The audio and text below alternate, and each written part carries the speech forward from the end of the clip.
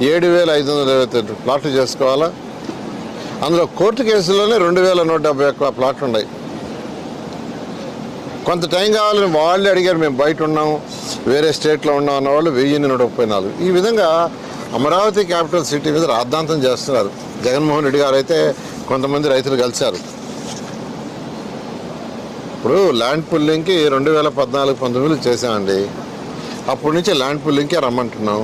మేము land acquisition కాదు, land పుల్లింగ్కే ప్రభుత్వం ఇంట్రెస్ట్ చూపిస్తుంది. ల్యాండ్ అక్విజిషన్ అయితే రైతులు ఇబ్బంది పడతారని. కానీ ఈరోజు ట్రంక్ రోడ్స్, లేఅవుట్స్ అన్నీ అయిపోయే స్థితిలో ఇంకా కూడా ముందుకు బాగున్నా ఉంటే ఆ కట్టిని వేస్ట్ అయిపోద్ది. సీడాక్స్ రోడ్ అయిపోతుంది.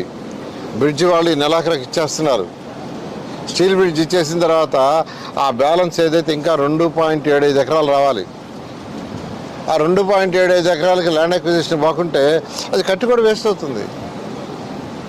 ఈరోజు కూడా ఆ రైతుల్ని ల్యాండ్ పుల్లింగ్కి రమ్మని రిక్వెస్ట్ చేస్తున్నాం. ఈరోజు కూడా మేము ల్యాండ్ పుల్లింగ్కి రండి అని. దాని మీద కూడా నిన్న జగన్మోహన్ రెడ్డి గారు ఏం మాట్లాడతారో ఆయన మాట్లాడతారు.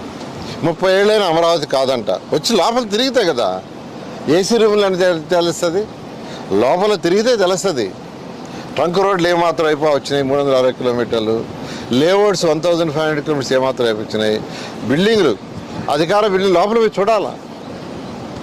ఐఏఎస్ ఆఫీసర్ బిల్డింగ్ ఎంతవరకు వచ్చినాయి, ఎమ్మెల్యేలు ఎంతవరకు వచ్చినాయి, ఎమ్మెల్సీ అరొచ్చి చూస్తే కదా. చూడకుండా ఎక్కడో కూర్చొని మావిగన్ ఇంకా ఏందండి మావిగన్ను? మావిగన్ ఏంది అసలు? అమరావతి క్యాపిటల్ సిటీ అయిపోతూ ఉంటే ఒక టార్గెట్ పెట్టుకున్నాం ఈ ప్రభుత్వం. ముఖ్యమంత్రి గారు టార్గెట్ ఇచ్చారు. ఆ టార్గెట్ ప్రకారం ముందుకు పోతుంటే ఇప్పుడు ఇంకా మావిగన్ను,